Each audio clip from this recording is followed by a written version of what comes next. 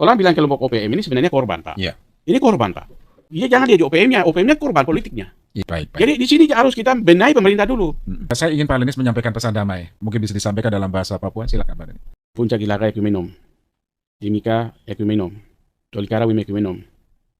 Neben dunik no wangge kelompok tadi. Halilek. Hanya satu. Di membawa pesan perdamaian. Selamat datang di channel YouTube Manuskrip, dan ini URL channel YouTube Manuskrip. Lenis Kogoya menaruh perhatian penuh kepada kesejahteraan orang Papua, keadilan dan terutama perdamaian di tanah Papua.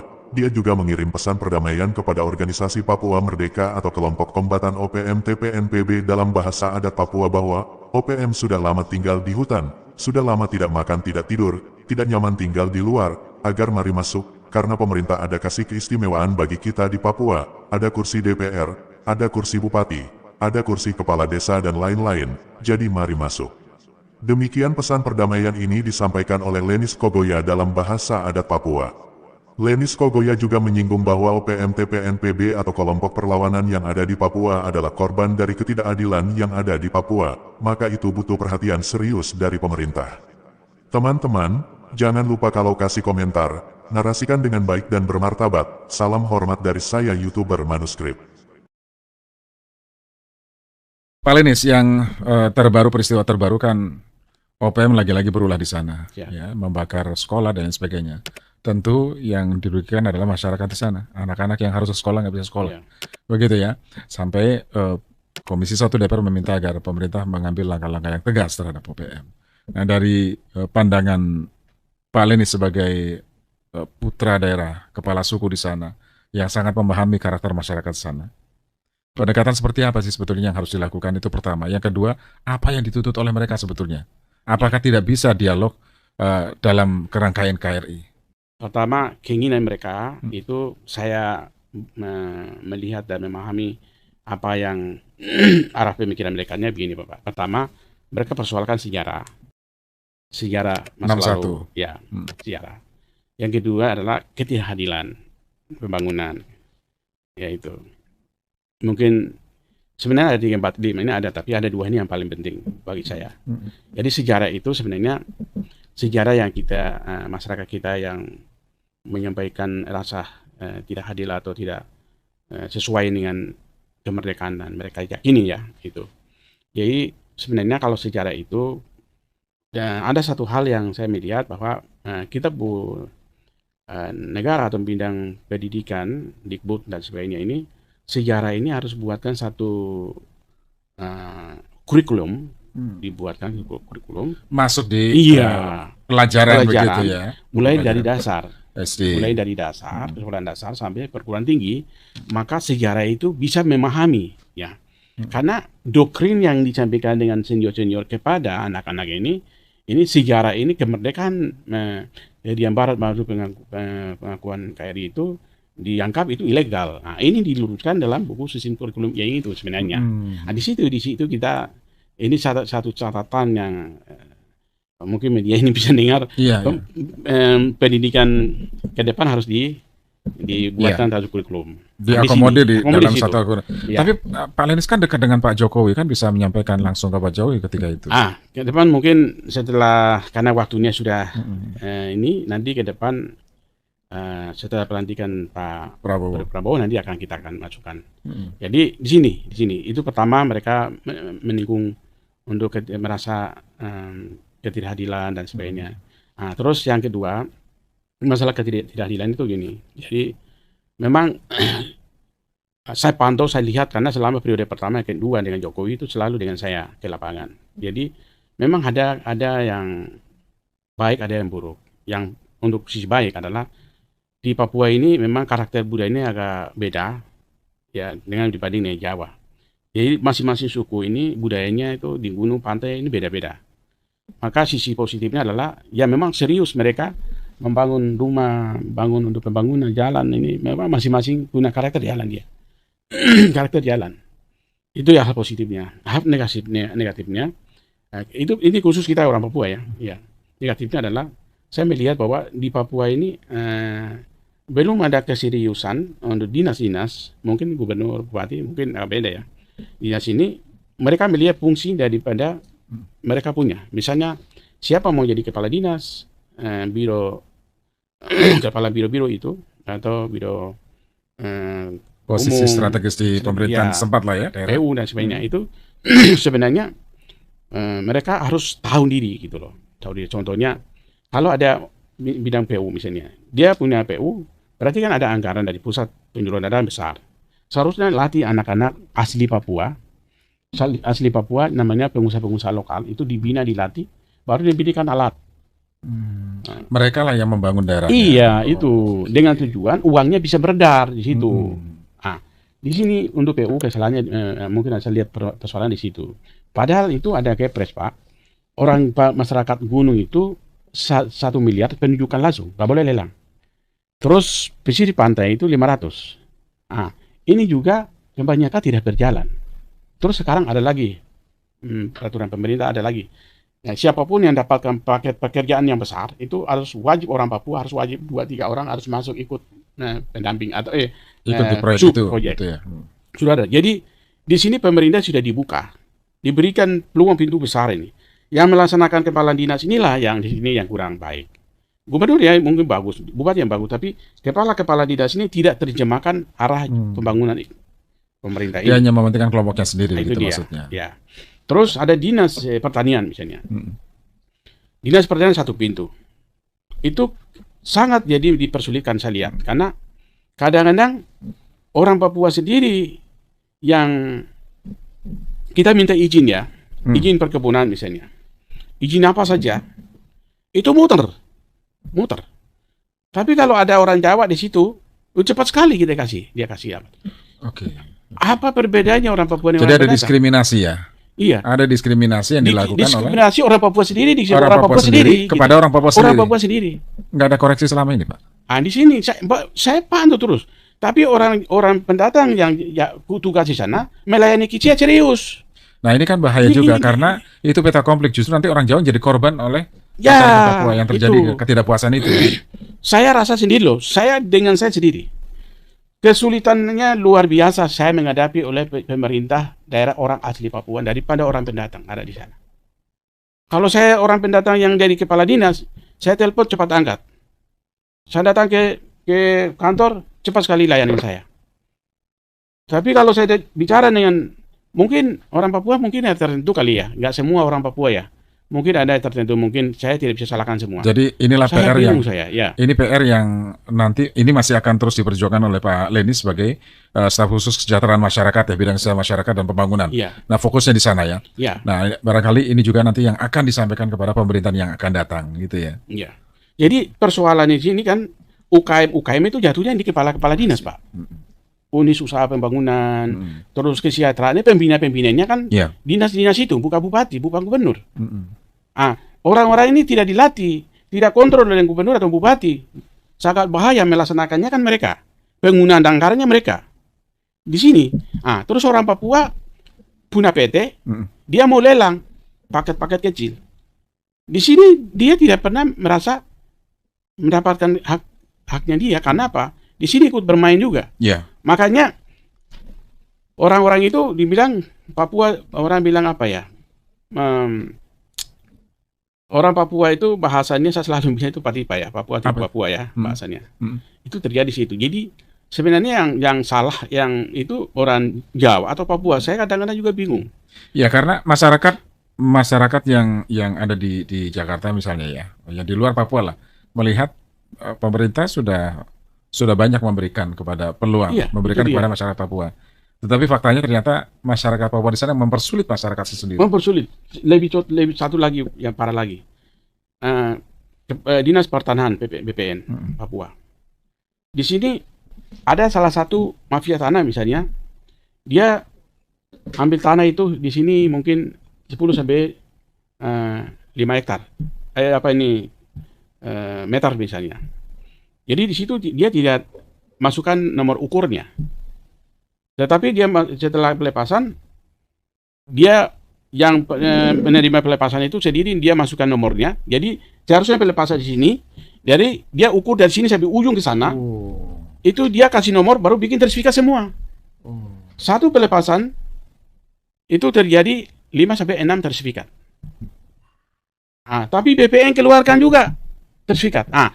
Yang bikin siapa? Orang Papua sendiri. Saya udah tahu itu di Papua terjadi. Jadi ternyata mafia tanah juga ada di sana. Mafia tanah aja main dari situ. Ini metode yang sekarang lakukan. Jadi saya tangani karena saya di lembaga adat ini ada peradilan adat, Pak. Saya bukan peradilan adat. Jadi saya mengecek semua, ternyata di situ kesalahannya. Jadi kok BPN bisa keluarkan sertifikat. Biasanya kalau mau terbitkan sertifikat tuh harus paling dia 1 bulan dia kasih papan aman dulu. Iya, supaya ada warga ada gitu ya. Ada masalah enggak gitu. Ini kan tidak ada. Tidak ya. Jadi orang yang punya tanah ini, mereka bangun rumah yang mafia tanah ini dia datang. Iya. Dia bilang, "Wah, itu tanah saya. Ini ada sertifikatnya." Baru yang punya tanah bilang, "Loh, kapan saya pelepasannya?" Ini orang ini ada sertifikat. "Loh, itu punya dia, punya saya belum." Nah, ini yang korban. Akhirnya masyarakat konflik sendiri di bawah. Iya, ya. Konflik sendiri. Bahkan orang ini yang mafia tanah ini lapor main ke BPN misalnya atau pengadilan. Pengadilan. Ya. Berantem sendiri mereka. Berantem sendiri. Nah, terus berantem lagi yang pegang sertifikat dengan yang pemilik tanah. Iya, iya. Terus orang yang tidak melepasan ini juga jadi masalah, lapor ke lapor. Jadi semakin kompleks masalah di sana ya. Semakin Pak Lenis, sebentar lagi kan ada pergantian tampuk pimpinan nasional. Ya. Bisa jadi nanti Pak Lenis juga bagian dari pemerintahan yang akan datang, kan begitu ya? Ya. Tim pemerintahan yang akan datang. Nah, apa saran yang ingin Pak Lenis sampaikan kepada pemerintahan Pak Prabowo Gibran nanti pasca dilantik? Ini kaitannya soal penyelesaian masalah di Papua, Pak Lenis. Ya, masalah di Papua itu sebenarnya tidak terlalu sulit ya. Itu gampang sebenarnya. Kalau kita lihat keinginan masyarakat itu kita lihat didengar baik apa yang mereka harapkan.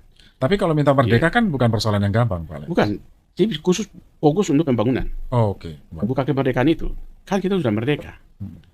Tapi kelompok-kelompok OPM ini yang ingin itu yang tadi saya bilang tadi. Jadi ketidakhadilannya, poin pertama dan 2 tadi. Ketidakhadilan itu muncul kekecewaan yang tadi. Mungkin pembangunan yang tidak kerjaan baik, mungkin orang Papua tidak dilibatkan, orang Papua tidak dijadikan sebagai dihargai, tanah-tanah mereka dirampas, hak mereka diambil. Nah, itu yang tadi saya cerita itu. Jadi sudah memicu kemarahan mereka itu kemarahan tetap di situ, bertahan di gitu. hutan-hutan itu. Iya. Jadi jangan sampai terjadi hal-hal yang kecil. Jadi ke depan kalau setelah Pak Prabowo yang dilantik nanti ke depan, ini hal-hal kecil ini dibereskan. Mafia tanah harus diberesin. Terus kepala-kepala dinas yang tadi saya sampaikan tuh harus bikin studi banding keluar. Studi banding ke Jawa, Kadeliati, dibina dulu. Baru bagaimana di pemerintah diajarin, baru harus menempatkan. Terus ada pengawasan. OSUS ini harus ada pengawasan, penggunaannya seperti apa, pelaksanaannya seperti apa, penerapan anggarannya seperti apa. Ini harus dilatih. Setiap tahun, setiap bulan itu harus evaluasi terus. Terus ada korupsi, itu harus ditegakkan langsung. Biar keamanan pun, itu harus betul-betul netral. Jadi jangan dikasih anggaran besar tapi nggak dilatih, nggak pendampingan, yang ada penyalahgunaan anggaran itu ya. Itu yang masih sekarang ketidakhadilan, merasa tidak puas, pengadaan tidak puas, pembangunan tidak berjalan dan sebagainya, bisa jadi pemicu, jadi persoalan, kemarahan. Ya semua aktornya di situ. Ini sebenarnya kalau garis besarnya begini, Pak. Orang bilang kelompok OPM ini sebenarnya korban, Pak. Yeah. Ini korban, Pak.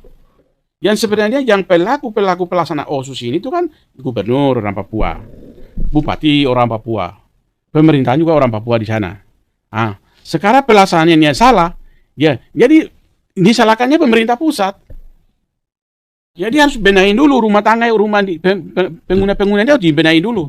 Iya, jangan dia di OPM-nya. OPM-nya korban politiknya. Iya, korban orang-orang yang memimpin di daerah. Iya, karena salah jalan, salah kerja. Ya mereka marah karena pembangunan tidak jalan, rumah tidak dibangun, hak mereka diambil. Pelampiasannya ke pemerintahan pusat. Itu dia. Baik. Jadi di sini harus kita benahi pemerintah dulu. Kalau siapkan sekarang pemerintah, harus wawasan yang baik, nasionalisme yang baik, baru siapkan pemimpin di Papua. Catatannya adalah pemerintahan daerah ya Pak. Pemerintah daerah. Baik. Kuncinya situ. Baik. Pak Lenis, kita selalu berharap ya, tentu kita mendoakan agar tanah Papua damai dan sejahtera.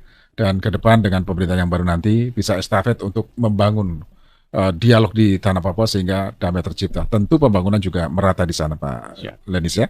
Pak Lenis, saya ingin Pak Lenis menyampaikan pesan damai di sini langsung disampaikan kepada baik masyarakat Indonesia secara keseluruhan atau untuk mereka orang-orang yang masih bertahan di gunung-gunung yang terus berperang.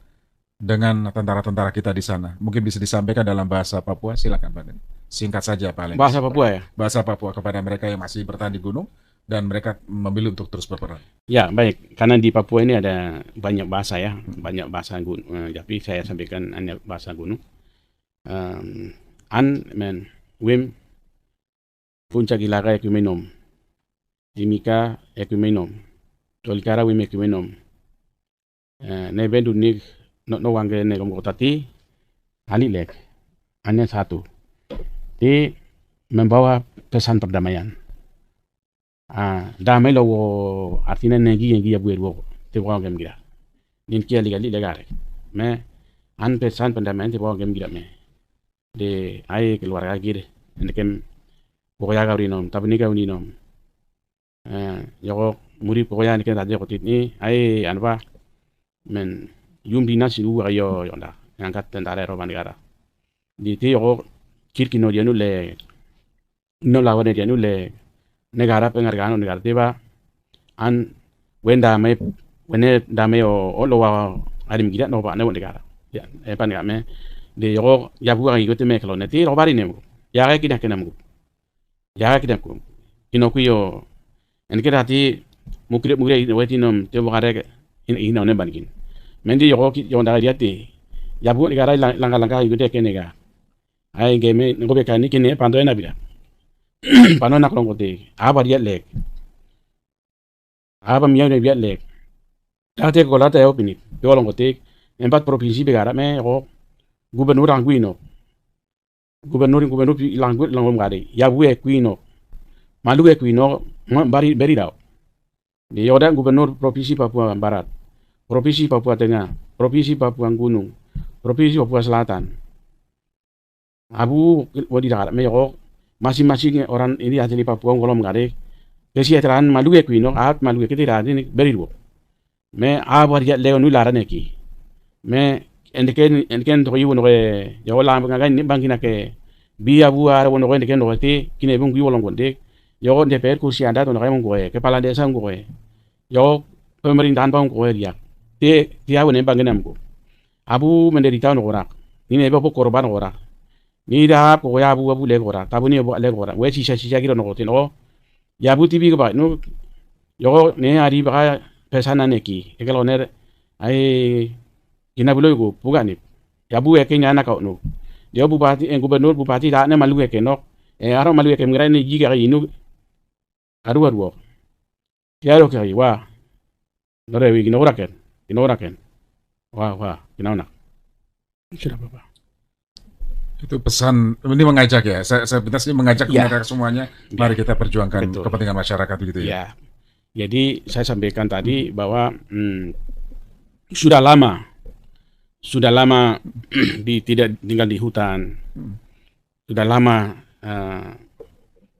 tidak makan, tidak tidur, rasa tidak nyaman, tinggal di luar. Mari masuk karena pemerintah dikasih keistimewaan 4 provinsi. 4 provinsi, jadi bisa masuk DPR, kursi adat, bisa masuk kepala desa, bisa ini calon bupati, DPR semua bisa.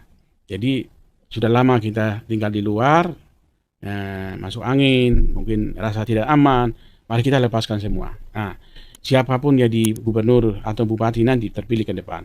Kalau dia salah kerja salah, baru nanti kita sama-sama tegur dia, koreksi dia. Di dalam Alkitab, kami ini kan undang-undang pertama, sila pertama, itu kan Pancasila, sila ke-1 itu kan ketuhanan yang Maha Esa.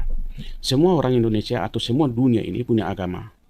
Dan kita diciptakan, dilahirkan itu yang memiliki agama, kepercayaan kita masing-masing. Jadi saya meyakini di dalam Alkitab itu ada satu ayat di dalam Roma mengatakan bahwa pemerintah adalah mewakili Allah. Kalau kamu melawan pemerintah, maka kamu juga melawan Allah. Disitulah Bapak saya tongkat komando yang beliau Bapak saya pegang, saya yang sekarang saya pegang. Bahwa saya melihat bahwa negara ini yang dikelola adalah pemerintah. Maka saya sebagai anak generasi muda atau Tuhan percaya yang dilahirkan dengan sebagai saya anak bangsa, saya wajib untuk menjaga kedamaian. Itu dia, kedamaian. Karena terus di dalam Alkitab juga mengatakan bahwa kasihilah sesama manusia seperti dirimu sendiri. Jadi siapapun tidak ada kulit hitam, putih, warna, tetapi itu kita bersaudara. Jadinya sila ketiga. Sila ketiga, Persatuan Indonesia. NKRI ini rumah kita. Rumah kita. Maka Bapak saya pesan bahwa rumah ini kamu harus jaga. Harus memberikan kedamaian. Jadi jangan mulai sekarang jangan bunuh orang, jangan kekerasan. Harus damai. Itu yang saya sampaikan Pak Saudara tadi, Pak. Terima kasih Pak Lenis. Saya sangat tersentuh dengan pesan damai yang Pak Lenis sampaikan dengan dalam bahasa Papua dan tadi diartikan langsung. Jadi saya memahami ini pesan yang sangat dalam sekali dari seorang panglima perang. Friends, before continuing, please support, like and comment on this video, and don't forget to subscribe to this YouTube channel. God bless us all.